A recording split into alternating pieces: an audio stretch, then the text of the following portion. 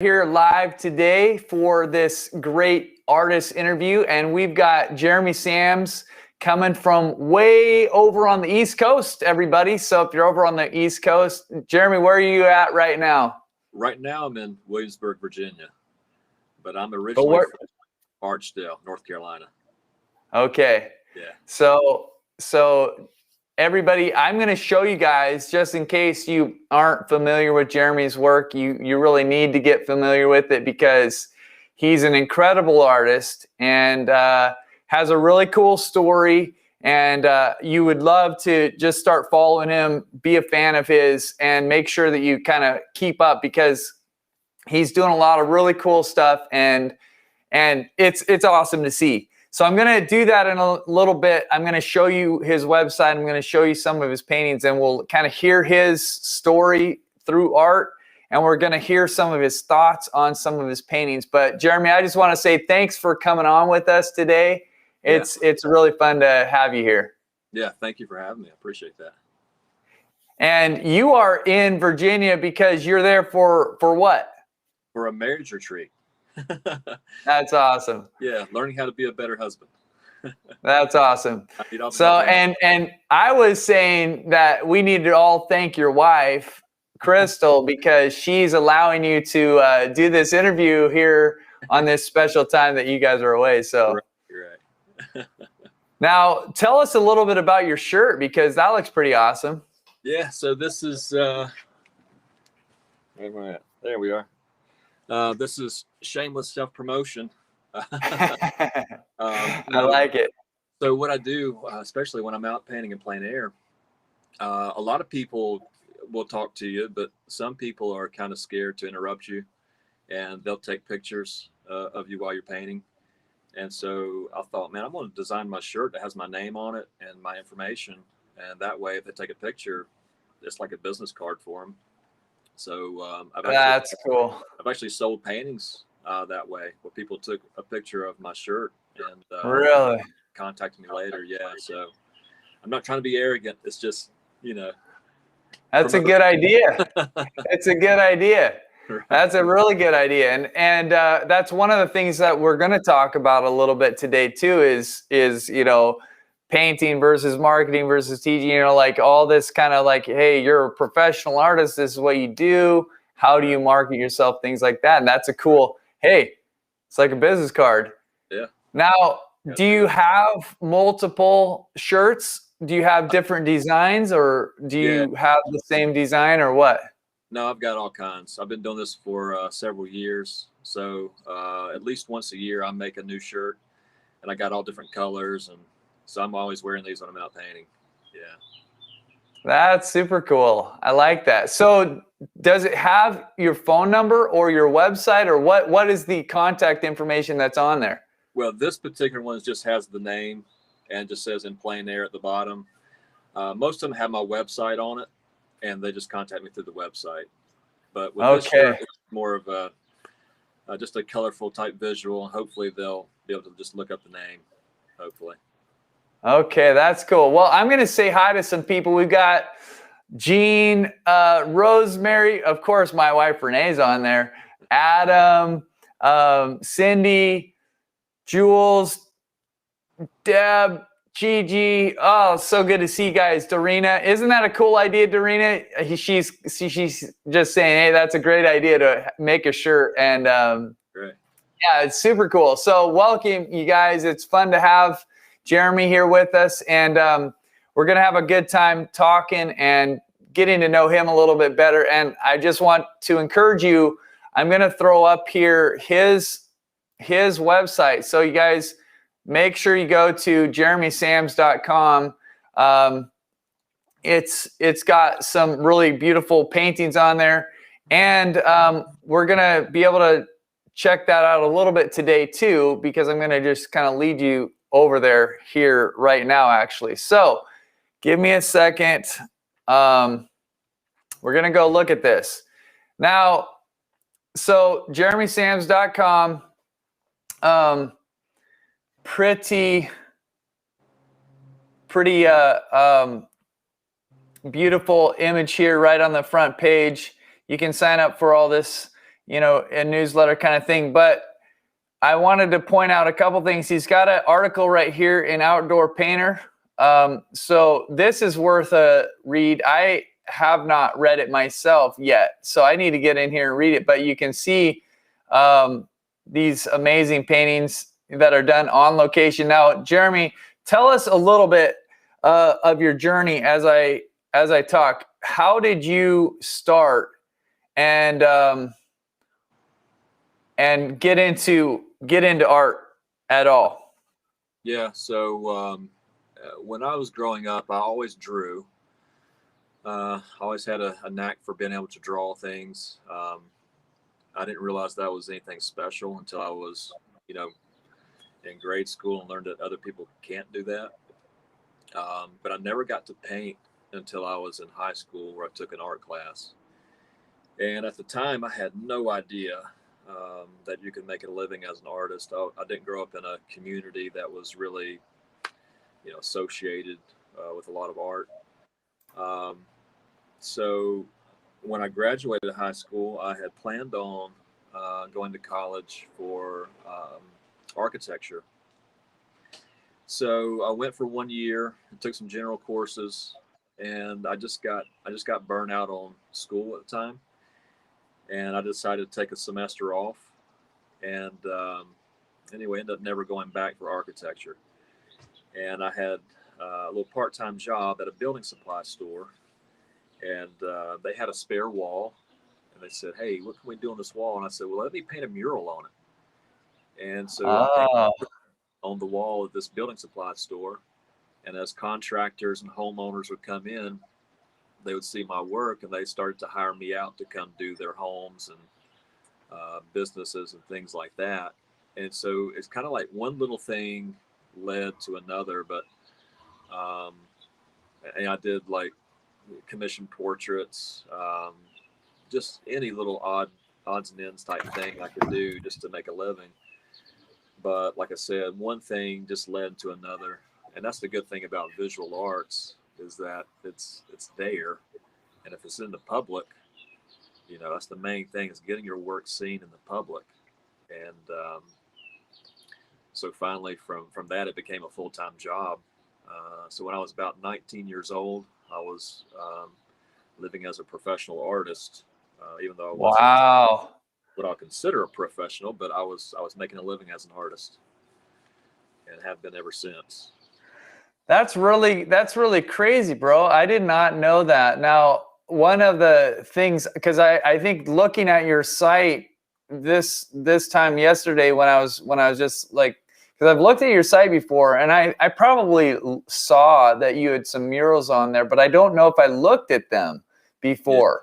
Yeah. And so I was looking on there, and actually I should show what we're talking about here, because there's a lot of murals on here, and big murals. And I was like, whoa, these are not, this one's like kind of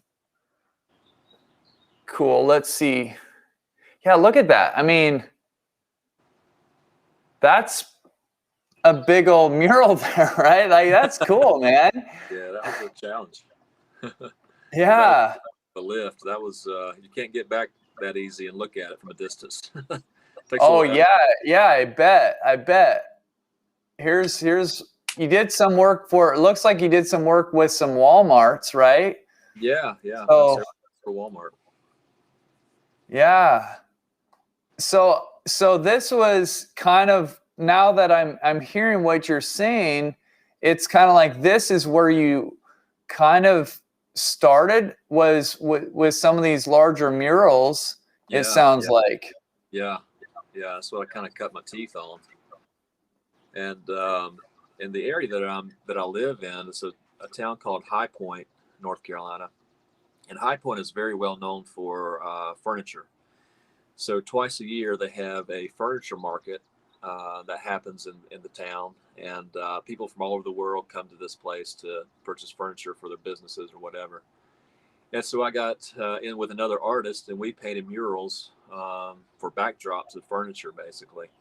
And so that's kind of where I I cut my teeth in living as an artist, a professional artist at that age.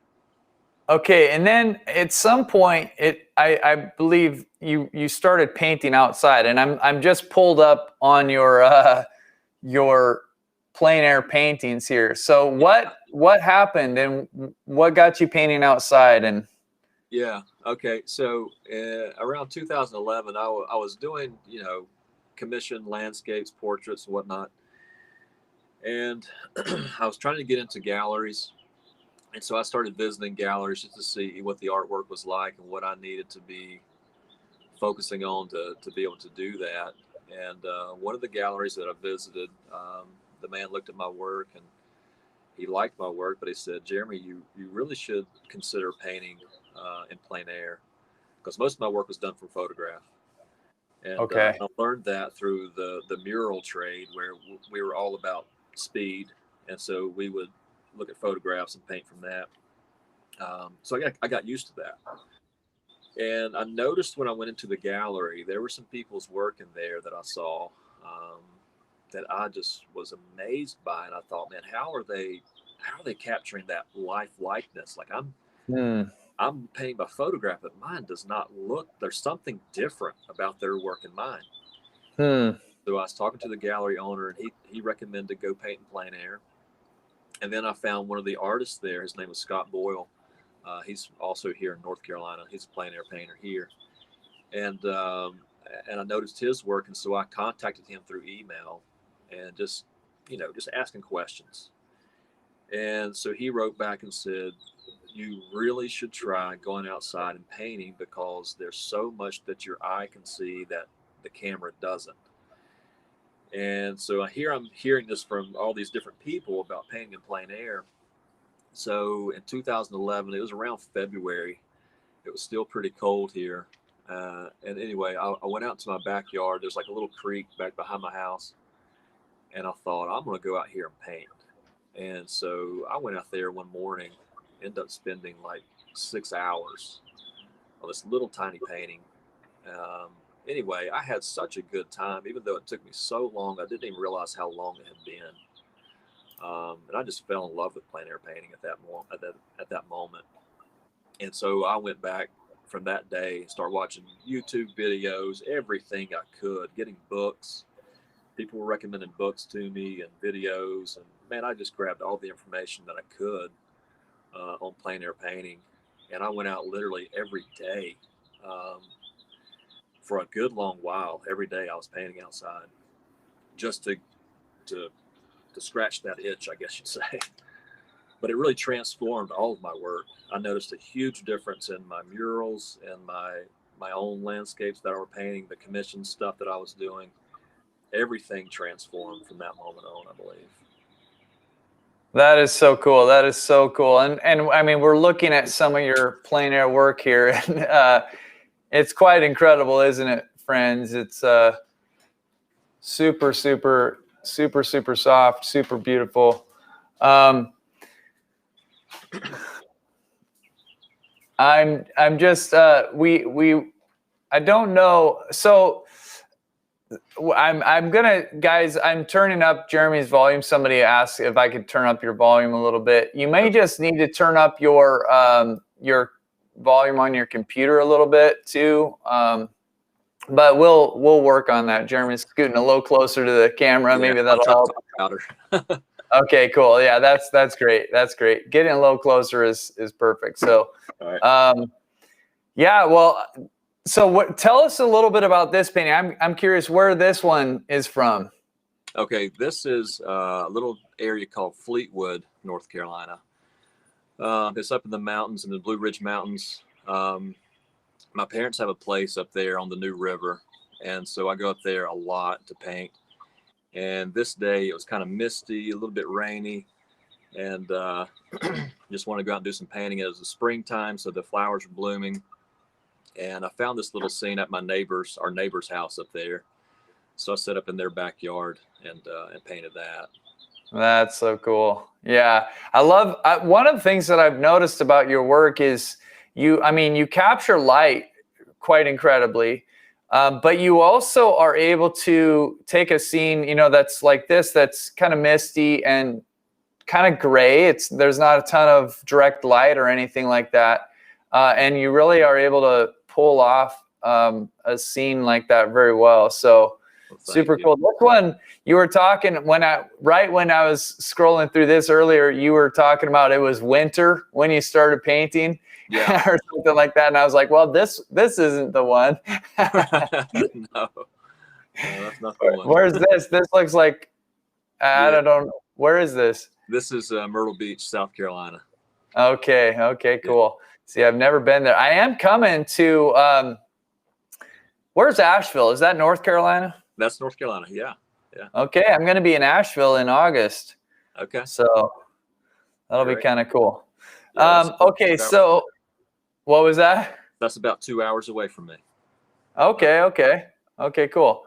So tell us a little bit about what you love about being an artist. I mean, this is kind of cool. So what you're telling me, I'm just going to switch gears here for a second and say, so what you're telling me is that you've been making a living as an artist for how many years? Oh man. So I started when I was like 19. I'm 43 now. So the math on that is a little 24 years. 24 years, yeah. 24 years. That's pretty awesome. Can you see me okay? Yeah, I can see you just great. Okay. Yeah. It's like one little portion of me. I didn't know if that was if you were really? Yeah.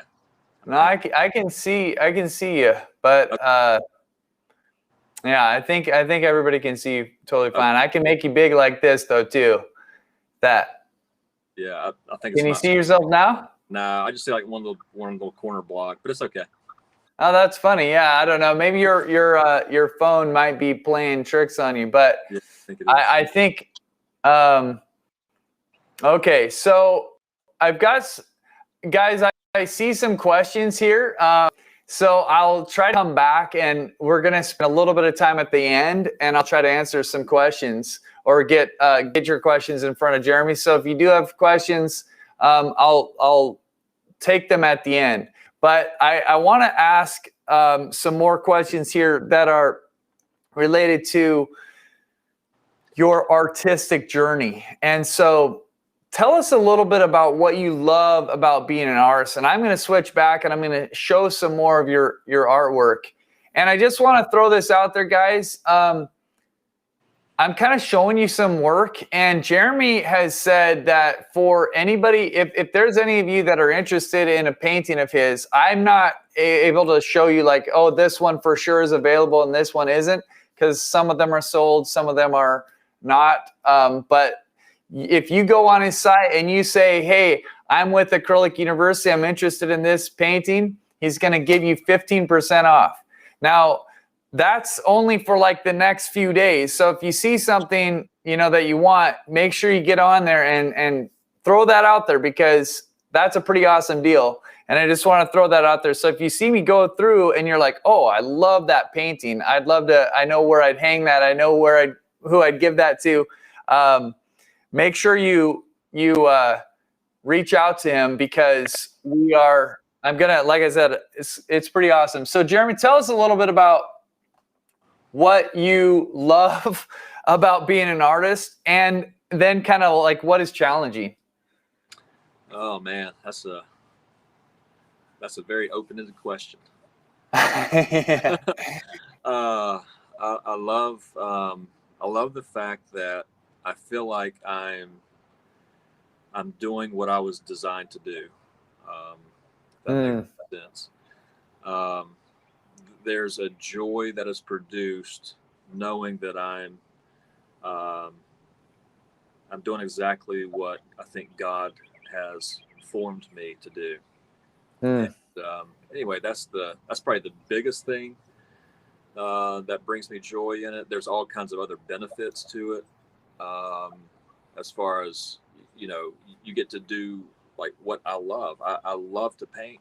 So in order, you know, for me to do that and be able to make a living at that, It's just a huge, huge blessing. And I love the satisfaction of knowing when I accomplish a piece that I feel like I've, learned something in, or, maybe a certain composition or something that I struggled with. Whenever you get that conquered, man, it's just um, it's just a great feeling of accomplishment. And of course, I'm not looking at that as something that I've done in my own efforts. It's something that I understand that it's definitely a gift from God.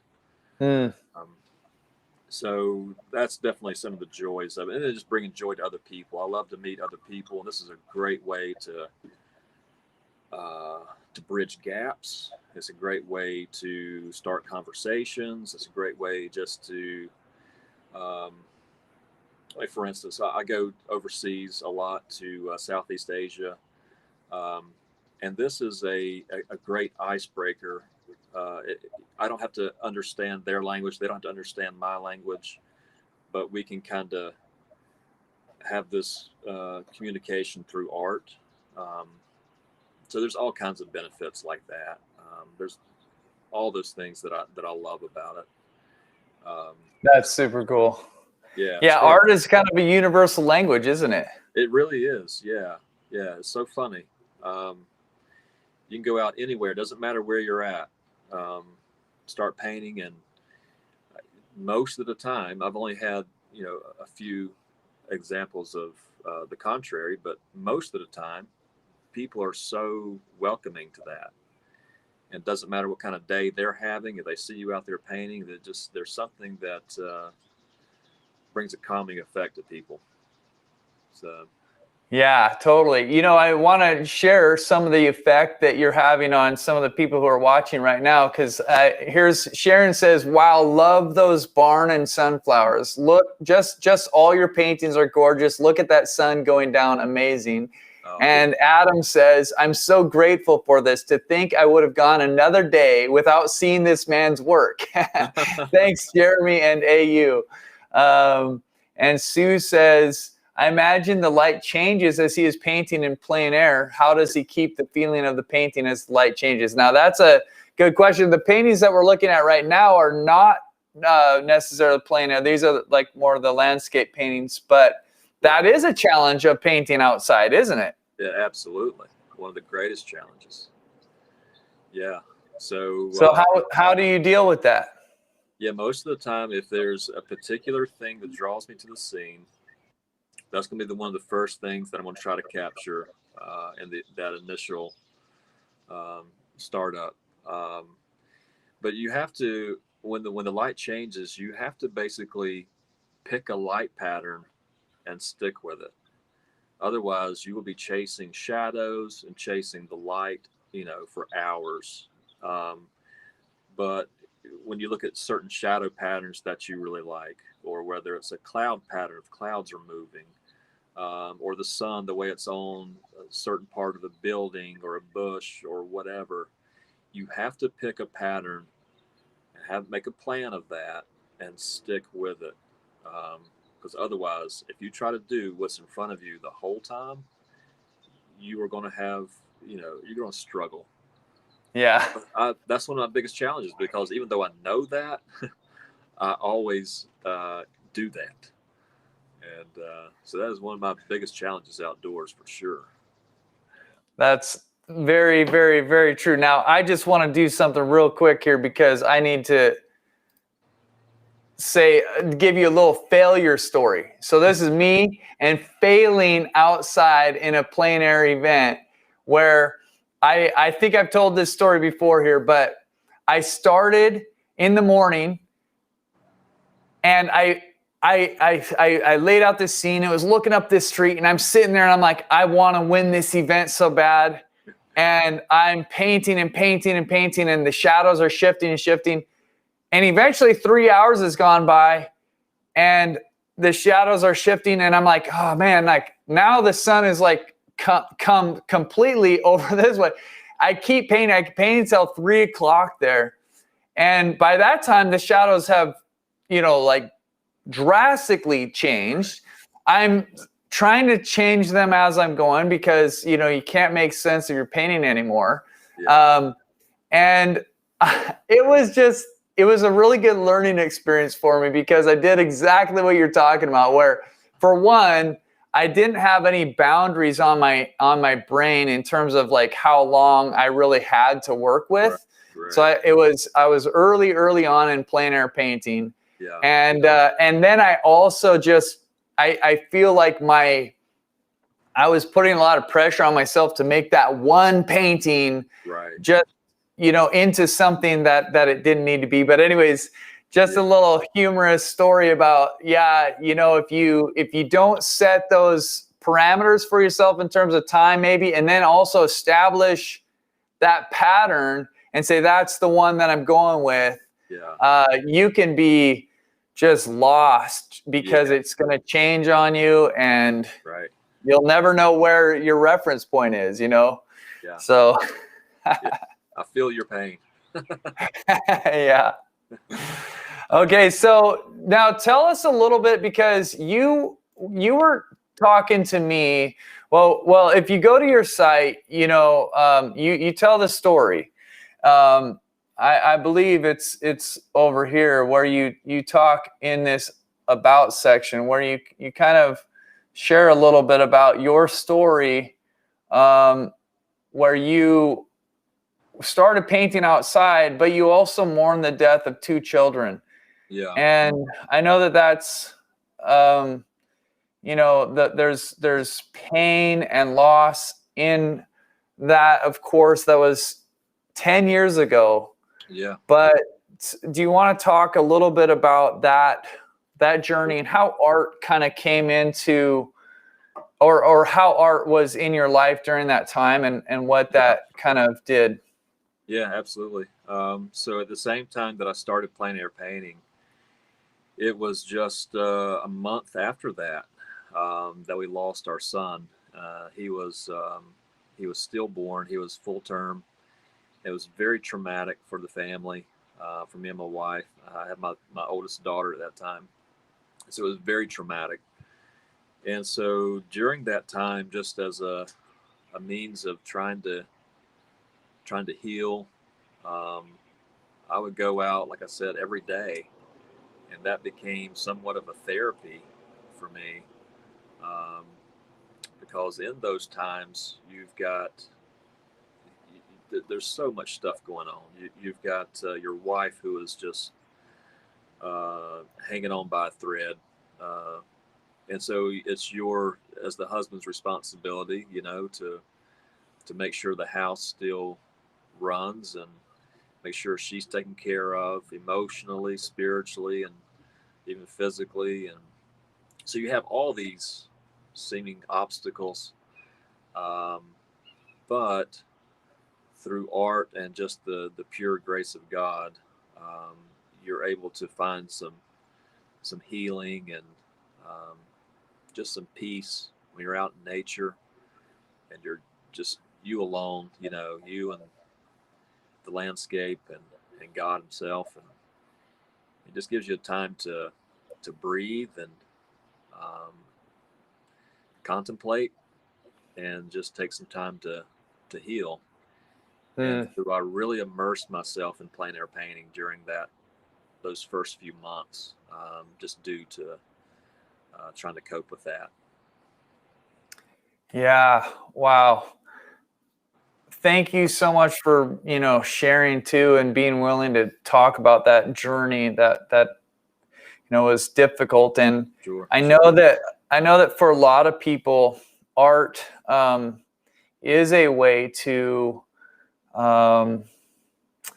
find, I guess, like, you could use the word an escape. You could use the word, you know, there is such a thing as art therapy. Right. I mean, what would, like, in terms of, but I also know, like, there's a tendency sometimes when you go through something hard to not want to do something, you know, creative. Yeah. What would you say, you know, would you encourage somebody, how would you talk to somebody who loves art and maybe has gone through something that's hard, and but they don't know if they feel like painting, or I don't know. Do you have any words for somebody? Yeah, I think about that a lot, and I think we all go through that at some point, whether it's being uninspired or stuck in a rut, or going through a difficult situation and you just don't have the drive. So the way I think about it is there are some universal principles, I believe, that apply to agriculture, that apply to spirituality, and I think can apply to art as well.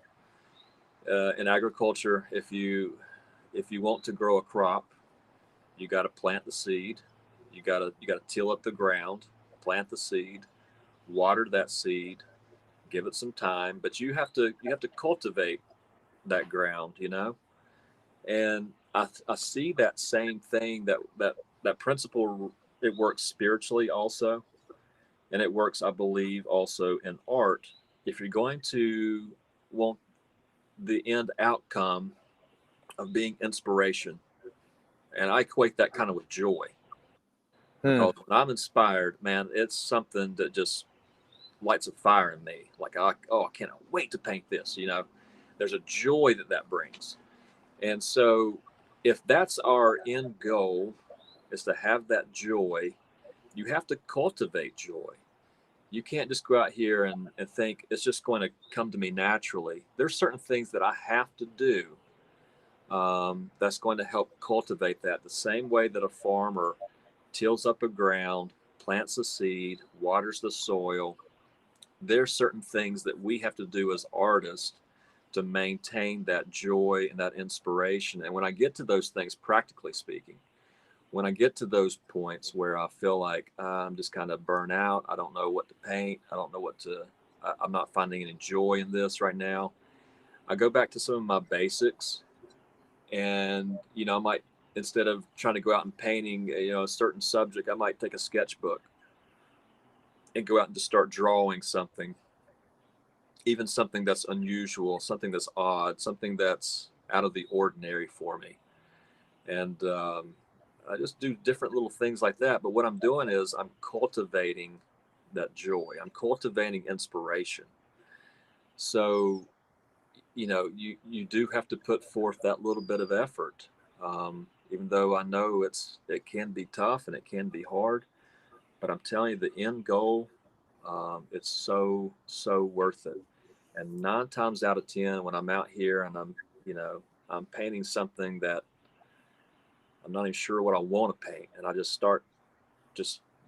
pick a spot, and let's just do it. In the process, that joy begins to bubble up. In the process, that inspiration begins to bubble up and to come out. And so I would just encourage them, number one, you're not alone. This happens to everybody. Don't ever feel like, everybody else is just always happy, always inspired, always joyful, and I'm the only one that's not. Don't ever feel like that, because we all go through it. It's part of our human nature. We're all broken individuals in some capacity. And so in that, take some time to just get out and observe things, and but cultivate that joy, cultivate inspiration. Don't just sit idle. Idle is the worst thing you can do. But pick up a brush, even if you don't feel like it, and just try to do something, and the joy will. That's so good, Jeremy. I a couple comments from people. Dorena says, "Wow, awesome way to think of that." And Becca says, "I love that perspective of cultivating joy." Yeah. It is such a good thing to think about. I believe your analogy of the farming, or agriculture and planting something, it doesn't come up overnight, but it does come up. Yeah. And we're always planting too, like it's kind of like you're either going to be planting good things, or you're going to be maybe just allowing the weeds to grow. And so to be proactive in it. Right. Yeah. Sharon says, yes, Jeremy, cultivating it lifts your spirits. I've been going through something at this time, and I just want to make myself do art, even a super easy painting. Love your advice. Yeah. Absolutely. So, yeah, excellent. Yeah. So how do you spend your art time? This is maybe more related to, you're a professional artist.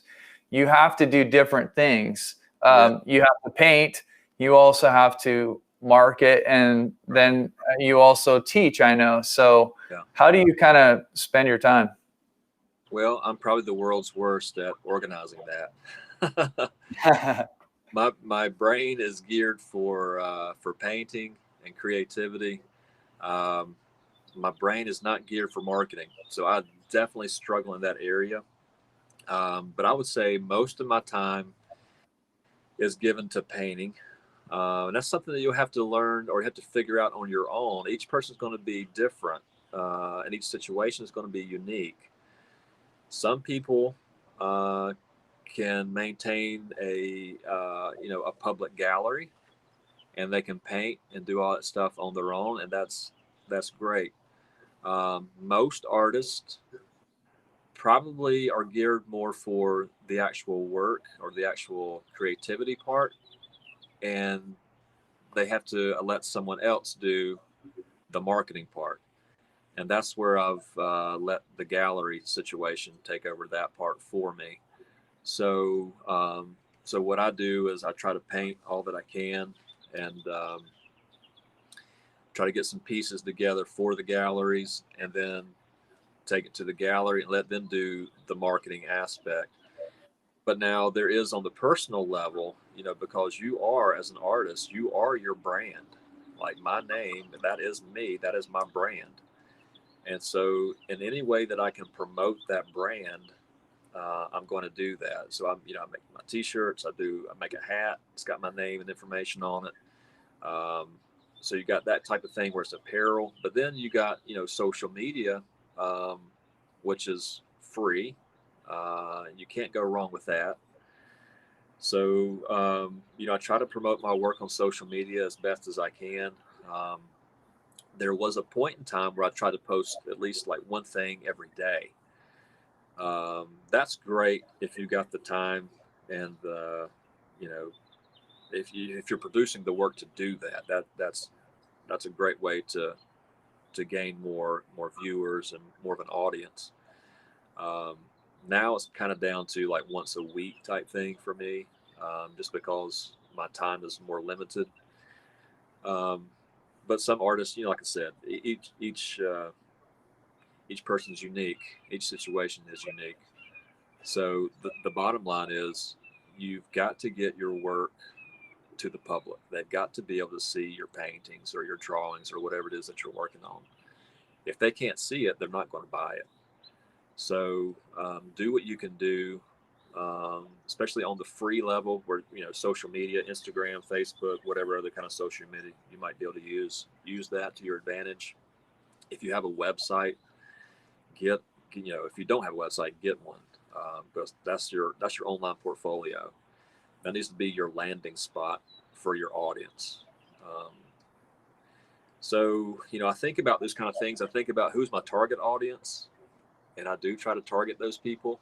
Um, like when I first started off, I had restaurants and things like that who let me hang my work in the restaurant.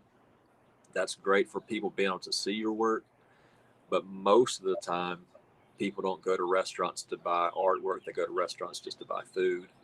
And so your artwork becomes just a wall decoration. But again, you're getting out to the public, so that's a good thing. But it might not be the best way to sell. So try to find the avenue that helps you sell. I've done little craft fairs. I used to do all kinds of little street festivals and different things like that. And if you're going to sell prints of your work, that might be a good avenue. If you're going to sell originals, that might not be the best avenue. But anyway, yeah, I do spend a lot of time thinking on those things, but I kind of leave a lot of the marketing aspect up to those who are better at that than I am. My priority right now is to produce work, and so if I can produce good paintings, I can find somebody who's willing to sell that painting. So that's kind of where I'm Yeah. at. That's super cool. And so I want to remind you guys a couple things. One thing is this, that Jeremy said that if you see something, and when I'm scrolling through here, and there's more on his site that I'm not showing you, but if you saw something that you're like, oh my goodness, I'd love to have that, Jeremy is offering for us Acrylic University people that if you contact him, and so basically you would need to go to his site here and just press on this contact button, and it'll pull up a little place where you can put in your email. Just say what painting you're interested in and say that you're from Acrylic University, like this. Hi, this is Jed from Acrylic University. You know what I'm saying? So it's that easy. It's that easy, you guys. And he'll give you 15% off, which is pretty awesome. Now I want to jump in here like this again for a minute, but I've been inspired, Jeremy, just like as we're going through, scrolling through, looking at your paintings there. I mean, so many people are saying, you know, like how inspiring it is to see, and lots and lots and lots of beautiful comments there for you, which I'm not going to go back and read all of them. But there was one big question that I think we do need to address right now, and that's, what medium are you using? I'm using acrylic. So Jeremy's using acrylic paints, but they're not the normal average fast drying acrylics, are they? No, I use mostly golden open acrylics. Yeah, it's a slow drying acrylic, and they're great. So that's why a couple of the questions were, how do you keep your edges so soft? And so that is really the trick right there, is that these are golden open acrylics. They are slow drying. That means, how long do you have with, you know, if you're putting paint on your canvas, like outside even, how long do you have to come back and work on that? Yeah, it depends on the weather conditions, of course, but I would say if you compare it to one against the other, the average acrylic against the golden opens, and they have the same weather conditions, everything's the same, I would say, and this is just my opinion, but I would say probably about 5 times longer. I tested these things out when I first got them. I put some paint on the palette and left it there like a big glob of paint. And the next day I came back, it was still wet. 2 days from that, I came back and you still run your fingers through it. Like it was still, you know, there was still some wetness to it.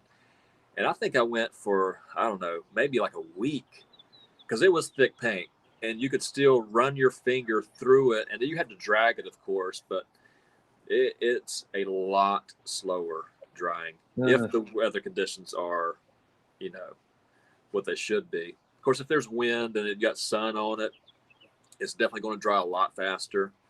But they do make a gel medium that when the paint begins to get a little sticky for you, or if you need more working time, you can put that gel medium into it, and it does give it a lot longer of a drying time. Yeah. Okay. And so I have a couple questions related to that. Do you can you use regular acrylics and open acrylics together? Yes, you can. The only bad thing about that is it will lose some of its drying property, but they work fine together. You can blend them together, you can mix them together, whatever, but don't expect to get the longer drying time out of it. It might be a little bit better, but it won't be, you're going to diminish that. Okay.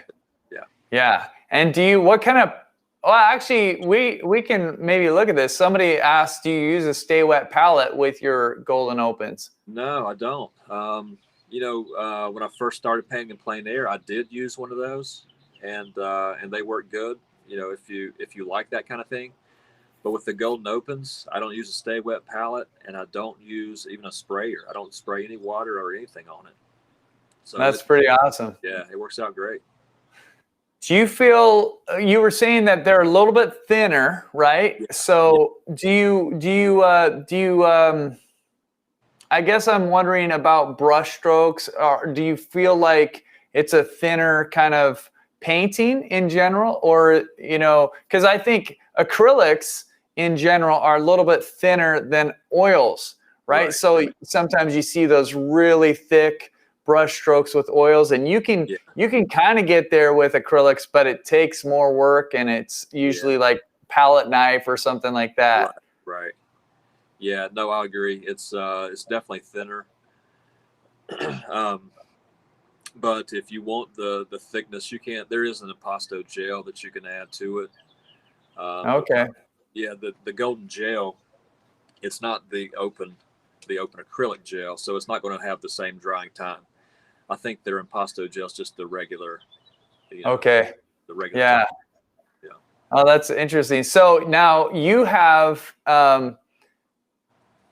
I'm just looking to see if there's any questions. So guys, if you do have some questions, this would be the time to kind of ask them. But before I get into them, I want to see, Jeremy, can you show us your setup? Because you've got right behind you, you've actually got your outdoor setup. So some of you have been interested at different times in seeing like a Plein Air setup and what kind of easel should I get and all this kind of stuff. And I just asked Jeremy if he could show us, because what I always tell you, if you pay attention to what I say, which you may or may not, I don't care.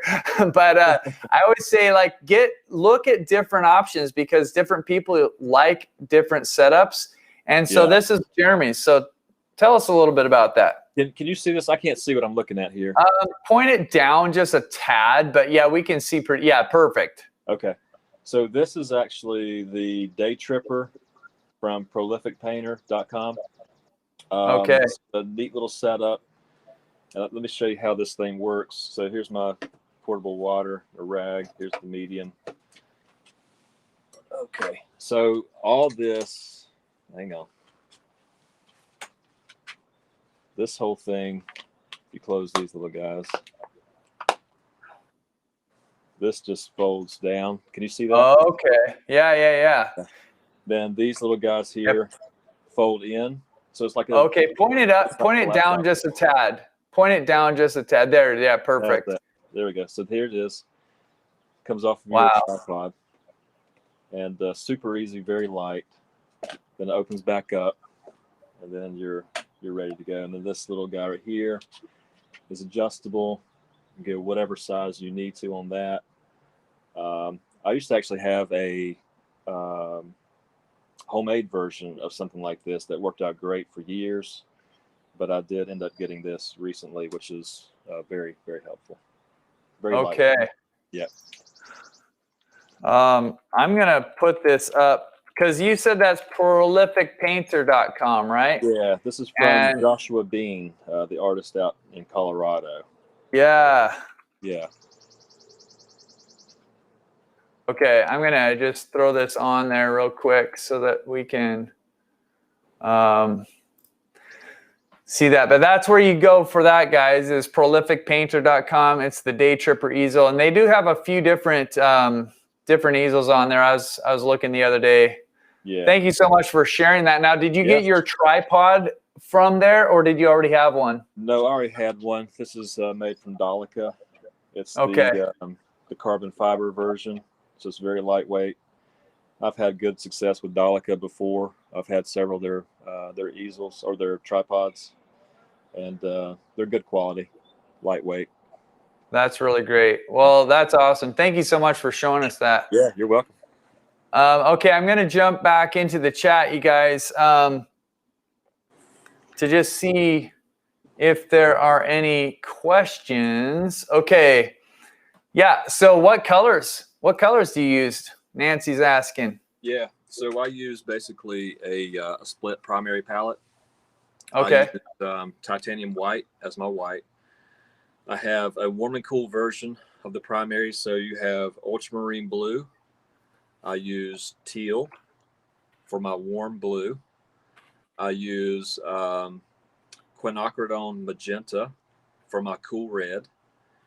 I use cadmium red light for my warm red. I use cadmium yellow medium for my warm yellow. And I use cadmium yellow primrose for my cool yellow. Then I have what I consider some convenience colors. Viridian green hue is a great green for, it's very bendable. You can make it pretty much any temperature that you want. If you want to go on the cool side, it can be really cool. Or if you want to go on the warm side, you can make it really warm by just adding yellow, orange, things like that. So it's a very bendable color. So that's one of my, definitely a convenience color. It's a lot easier to get some nice, bright, vibrant greens using that than trying to mix up, you know. And a lot of times when you're plein air, it's all about speed sometimes. And so, Yeah. you know, viridian green hue is a great convenience color. Cadmium orange is also one of my convenience colors. I like to use that when I'm trying to make a nice neutral. You mix that with some ultramarine blue. Yeah. Make a really nice neutral color. Yeah. If you want to warm up grass or your greens or things like that, it's always a nice little additive. So that's another convenience color. And then also Naples yellow is my last color that I use a lot. And that's another color. Naples yellow is just a very warm, light color. So it's nowhere near as saturated as your yellows, the regular yellow.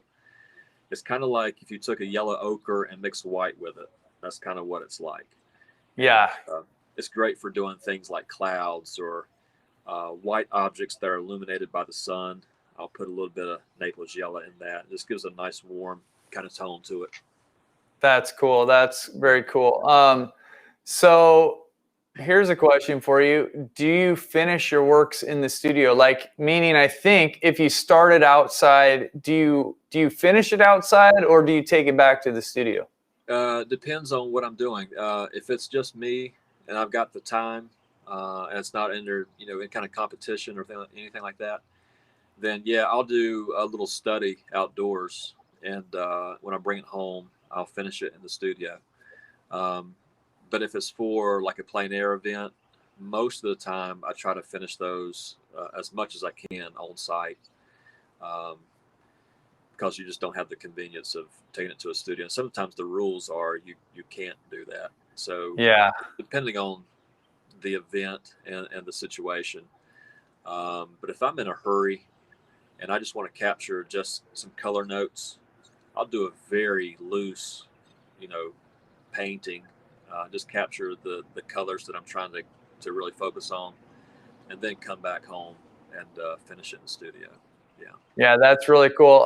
Back in the day, one of my instructors said that plein air painting it's become such a popular thing, and it really is. It's awesome. I'm super happy. But he said, you know, back in the day, we didn't call it plein air painting. We just called them field studies. Right. You went out and you did field studies, and then you brought it back. Yeah. And so I still think like a lot of the best landscape painters, that's what they do. They don't go out. They probably take some reference photos, but they use their little plein air paintings as studies, and they take it back and they do larger works from that. Yeah, right. Now I have a question here that I'm just going to take the liberty of answering myself. Here it is right here. Why did you choose acrylics over oils? And I'm just going to say because they're superior in every way. So, I mean, that's obvious. No, I'm just joking. I'll let you answer. That's just me as Acrylic University. I've got to say that. It's just part of my job. But you go ahead and answer that. Yeah, so that's just what I started off with, and that's what I got used to. And I did try some oils just a few years ago, actually, and it's foreign to me. There's definitely certain aspects of it that I like. I like the buttery feel to it and the way that it blends, things like that. But it's very foreign to me. I'm used to the nature of the acrylic. I like the way it does dry quicker because then I can add more layers. That's just my style. And so that's just what I'm used to. That's what I started off with. Yeah. I just like it. Okay, here's a question. Is that your palette in the middle? Like when we were looking at it, I think it was, you had a glass kind of palette or something that looked like in the middle? Right. Yes.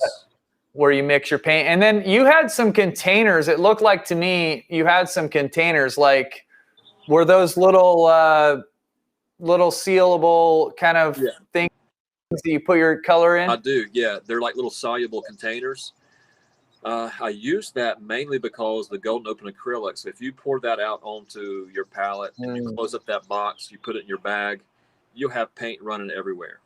So my initial reason for using those little containers is just to hold them in that one place, because when I pack that thing up, put it in my backpack, it's not going anywhere. It's going to keep it stationary. Another good thing about that, though, is I have noticed that when I put those in there, they do stay wet a little bit longer. It kind of keeps the wind and the air from, getting all around it. So it helps in that way too.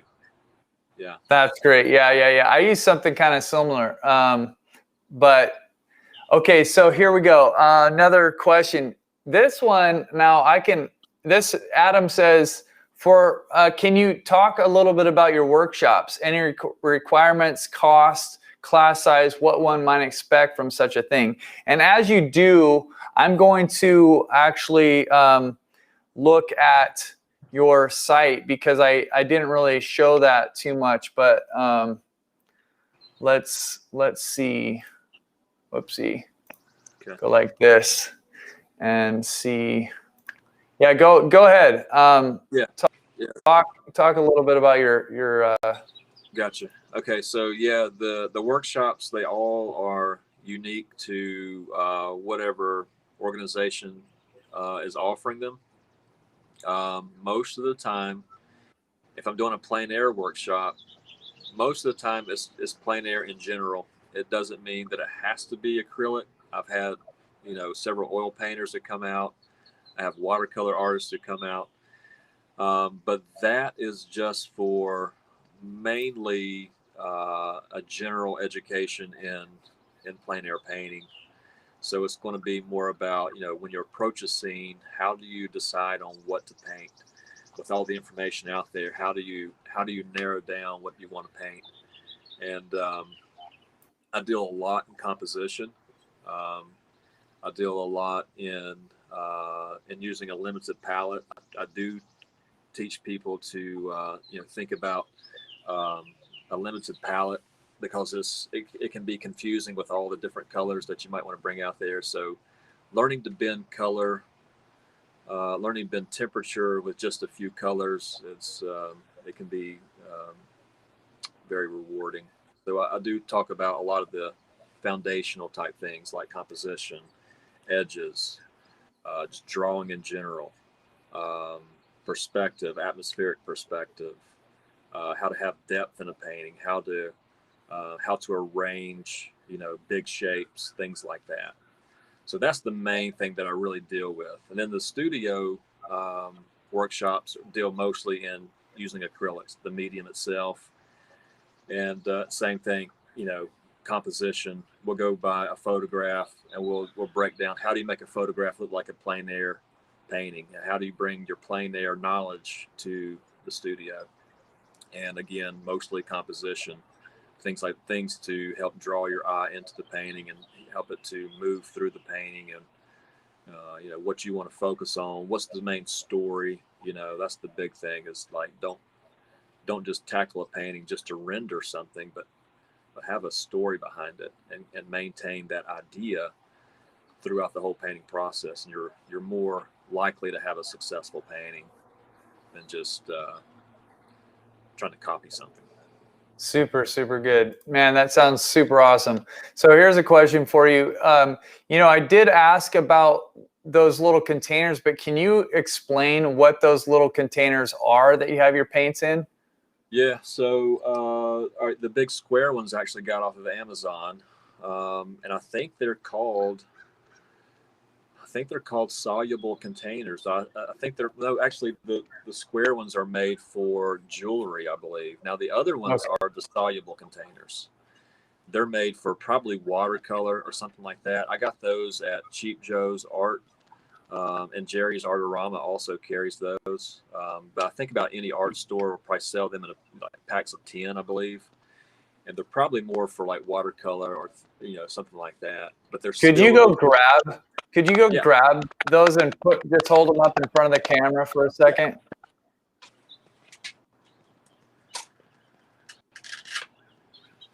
All right, Yeah, so isn't here this is the okay? Pretty small. solid. Yeah, and it opens up. There's your. I took the lid off, like cut it off, so that way you don't have this thing flapping. But anyway. Gotcha. Yeah. Tight. Then you have. This is the other one. I think it's about 2.5 inches by 2 inches or something like that. Anyway, Okay. it's not quite as airtight, but it still does the job. And I got Velcro on the bottom. That's what sticks to the pallet. Okay, that's cool. That's helpful. Okay, so let's see. Just a couple more questions here that I'm going to get through, and then we'll be pretty much done. Let's see. What so only would you recommend? Okay, so not sure if you have this. I'm just trying to figure out what that noise is.